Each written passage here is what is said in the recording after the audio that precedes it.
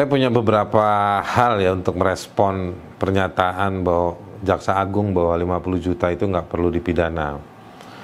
Sebenarnya dalam konsep pidana itu ada dasar-dasar peringan atau penghapus pidana. Tapi meringankan dan menghapuskannya itu di tingkatan mana? Di penyidikan, atau di pengadilan. Gitu. Nah, ada yang bisa di level penyidikan, ada yang bisa di level pengadilan. Nah, itu harus kita periksa kasusnya. Jadi kasus-kasus yang seperti apa, bukan hanya kalau 50 juta itu kan soal kerugian negaranya. Kalau ngomong korupsi, kerugian negara, jenis-jenis kerugian negara dalam standar hukum keuangan negara itu juga macam-macam. Misalnya ada yang total loss. Nah, itu semua terkait dengan peran si orang tersebut, ya kan? Dan juga peran dari orang tersebut, kedua, di dalam rentetan kejahatan yang dilakukan atau dituduhkan. Korupsi biasanya tidak dilakukan sendiri, dia secara bersama-sama. Biasanya secara bersama-sama, perannya seperti apa. Nah, itu satu ya. Jadi menurut saya, kalau dia ingin dalam konteks restoratif justice itu bukan seperti itu.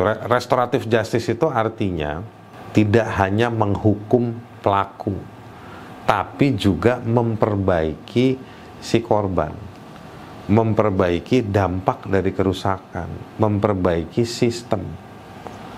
Gitu. Banyak masyarakat hari ini nganggep restoratif justice itu artinya nggak ke pengadilan. Gitu. Nah, di Indonesia orang kejebak pada situasi kerumitan birokrasi dan kekorupan pengadilan itu sendiri, sistem peradilan kita. Jadi banyak yang restoratif. Ada lagi dalam prakteknya banyak orang yang 86. Nah, itu juga berpotensi dibungkus dengan nama restoratif justice. Gitu. Padahal konsep restoratif justice itu bukan perdamaian belaka, bukan sekedar diselesaikan sebelum ke pengadilan. Nah, kalau soal nggak dibawa ke pengadilan, ya itu soal kewenangannya si penyidik aja. Mereka punya kewenangan untuk tidak membawa itu ke pengadilan karena menganggap bukti-bukti belum cukup. Tapi memang banyak kasus-kasus dugaan korupsi yang dilakukan di kejaksaan atau di kepolisian yang tendensius atau juga yang dipaksakan. Saya pernah dampingi beberapa kasus seperti itu. Jadi nggak semata-mata bahwa kalau dikenain kasus korupsi, wah itu pasti, itu sebenarnya dalam beberapa hal, dalam beberapa situasi itu sebenarnya untuk meneror orang. Karena dikenain kasus korupsi langsung kayak hidupnya kena petir dari 7 penjuru gitu di sekelilingnya dia. Nah, kasus-kasus yang biasanya dipakai untuk menghancurkan reputasi orang itu kasus korupsi, kasus terorisme, dan kasus narkoba. Nah, ini 3 ranah hukum yang sering dipakai untuk menghancurkan reputasi orang. Bahwa sebagian orang-orang itu benar koruptor, benar teroris, benar menggunakan narkoba, tapi pelaksanaannya kadang banyak ketidakcocokan dengan standar hukum itu sendiri. Nah, sekarang balik ke poin restoratif justice ya. Hati-hati konsepnya. Jadi kita perlu tanya dulu sama Jaksa Agung, yang dimaksud restoratif justice itu apa? Nah, katanya ada aturan di dalam Kejaksaan Agung. Nah, saya pernah baca 1 kali, tapi aturan itu menurut saya cukup singkat dan tidak mekanistis. Karena saya pernah dulu pengen nguji. Ada 1 kasus, waktu itu kasus soal tuduhan pencemaran nama baik, kasusnya nggak jelas kerugiannya pada siapa, korbannya siapa, tiba-tiba orang ini kena laporan, proses, terus kita bilang, yang kayak gini bisa restoratif justice, mekanismenya seperti apa? Waktu itu 1,5 tahun yang lalu, saya tanya pada beberapa jaksa yang tidak senior tapi juga bukan junior, mereka nggak ada yang tahu mekanismenya seperti apa. Nah, dugaan saya hanya mengajukan surat kepada direktur-direktur di bagian-bagian tersebut yang prosesnya masuk ke mekanisme birokratis. Kita nggak tahu berapa lama, tapi proses hukum dia sudah dikunci oleh KUHAP, di mana KUHAP mengatakan proses-proses di penyidikan, penuntutan itu ada batas waktunya semua.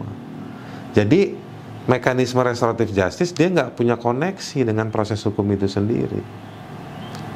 Nah, saya khawatir ruang-ruang celah-celah prosedur itu yang menciptakan kepanikan, dan secara psikologis disitulah para penegak hukum bisa menekan. Balik ke poin soal 50 juta tadi itu. Hal lain yang ingin saya sampaikan adalah kenapa argumentasinya dengan kerugian 50 juta. Bagaimana dengan persoalan-persoalan seperti orang-orang yang tidak tahu tapi terpaksa melakukan hal-hal yang kemudian dianggap sebagai tindak pidana.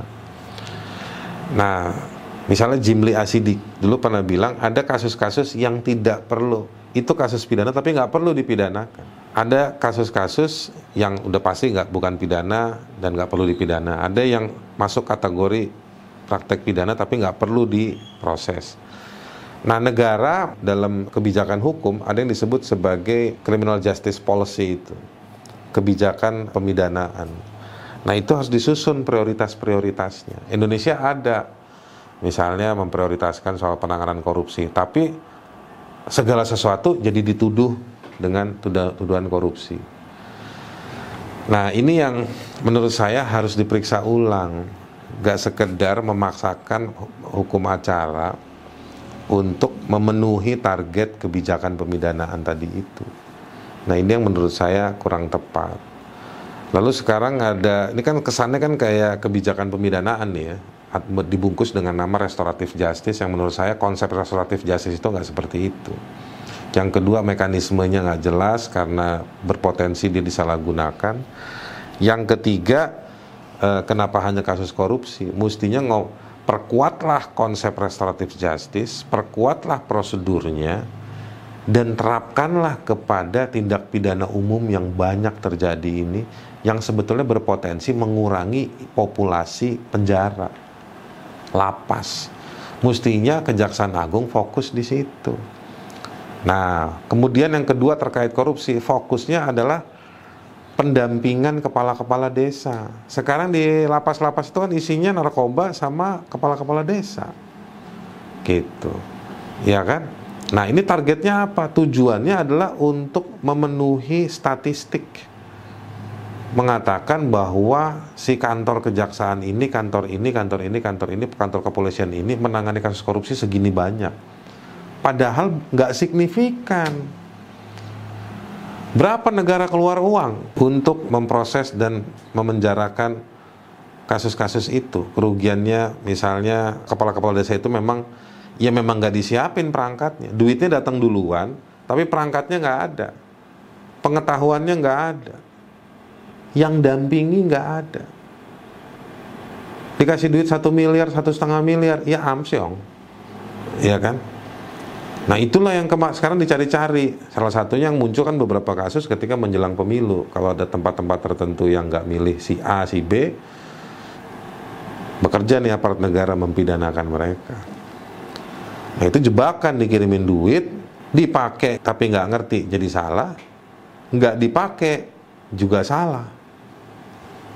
Nah, itu jebakan tuh buat kepala-kepala desa. Makanya mereka akhirnya pindah dari rumah, bermalam dalam kurun waktu yang lama di lapas.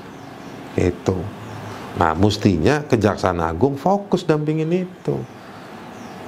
Gitu.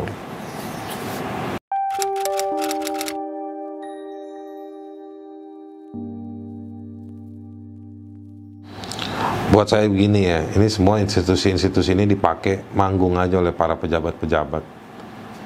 Dan nggak ada koordinasi, nggak ada kesatu paduan. Itulah kenapa rejim ini saya anggap sebagai rejim yang buruk dalam soal hukum, tata kelola hukum. Karena hukum dipraktekkan hanya untuk kepentingan mereka saja. Kalau mereka tersinggung, menyerang kepentingan mereka, baru tuh jalan. Butuh panggung, baru jalan. Nah, bahwa kasus-kasus yang ditanganinya mungkin betul mengandung satu praktek pidana, iya mungkin. Tapi ketika orang lain yang bawa, nggak jalan. Ya kan? Nah, jadi ada kompetisi di antara mereka. Konstruksinya seperti apa? Kita nggak ngerti. Saya khawatir mereka juga merepresentasikan atau terkoneksi dengan kepentingan-kepentingan politik bisnis juga di luar. atau kepentingan politik di luar. Jadi mereka bikin definisi dalam rangka memang untuk memperkuat buruannya ya terhadap kelompok-kelompok tertentu saja. Itulah akibatnya mereka tidak satu padu. Gitu.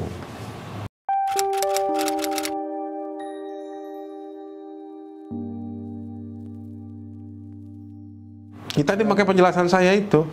Pertanyaan kamu, sebenarnya jawaban saya tadi itu pertanyaan kamu. Untuk pertanyaan kamu kan, nggak sinergis tuh. Karena mereka, saya khawatir mereka pakai ini hanya untuk manggung, untuk memburu, melayani konektivitasnya dengan kelompok-kelompok tertentu, kelompok politik atau kelompok bisnis. Jadi definisi diciptakan hanya untuk kelompok atau konektivitas tertentu saja, bukan pada sekelompok para penegak hukum. Dan di Indonesia ini nggak ada, ibarat kata siapa sih top leader penegakan hukum, itu nggak ada. Ada Mahkamah Agung, ada Kejaksaan Agung, ada polisi, KPK, ada para penegak hukum di sektor swasta kayak OJK, macam-macam. Tapi leadernya siapa? Nah, mereka semua punya rapat koordinasi. Koordinasi artinya semua setara. Pertanyaan saya, leadernya siapa? Dan leadernya itu dalam rangka memimpin apa? Panduannya ada nggak? Gitu. Sekarang kan tinggal semuanya ribut visi misi presiden, visi misi presiden. Oke, sekarang presidennya apa soal hukum? Gitu.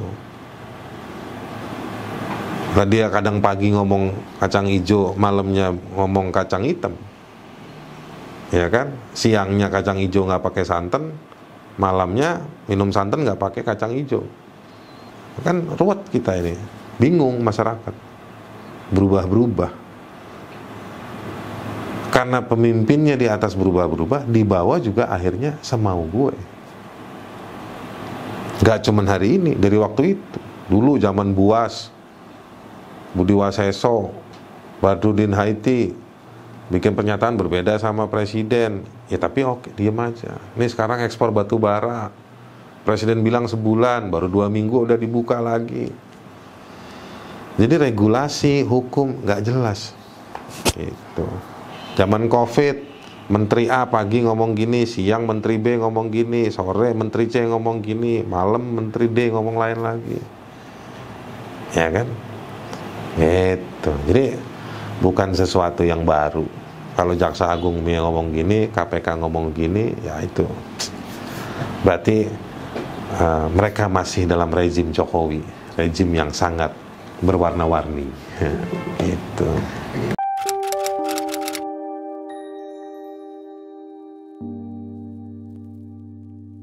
Saya menganggap bahwa restoratif justice itu adalah politisasi ranah abu-abu.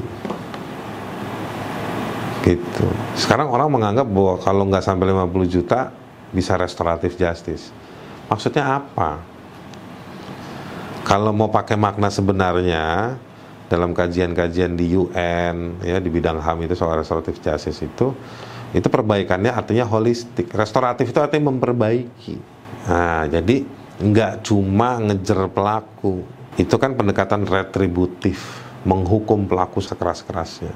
Itu udah ditinggalkan dari negara-negara maju, orang pada restoratif. Tapi restoratif itu isinya apa? Gitu. Apakah misalnya dia juga membantu membongkar kejahatan tersebut? Apakah membongkar itu dalam rangka memperbaiki kondisi karena dampaknya ini ditangani? Gitu. Nah, ini yang harus dipikirkan. Nah, duduklah sama LPSK. Gitu. Duduklah sama Komnas HAM. Nah, ini yang harusnya dilakukan. Jadi saya khawatir ini hanya keindahan kata aja tuh, restoratif justice. Wih, indah. Padahal pas kita ngurus tiba-tiba saya pernah ngurusin orang di kantor kejaksaan mana tuh di Tangerang tuh. Masih saya simpen videonya tuh. Orang tersebut udah nggak punya duit, datang cuma minta cap aja, PB waktu itu. Ada jaksa satu anak muda tuh di meja itu minta panggil ibunya terus suruh bayar. Gitu. Jadi nanti aturan di Kejaksaan Agung itu soal restoratif justice itu kalau kita masuk nggak jelas mekanismenya. Karena nggak jelas itu, itulah nanti jadi sarana calo-calo kasus lagi dalam kejaksaan. Gitu. Kan banyak itu calo-calo kasus. Saya setuju dengan ide restoratif justice, tapi saya meragukan pelaksanaannya. Karena itu berpotensi jadi pungli. Gitu.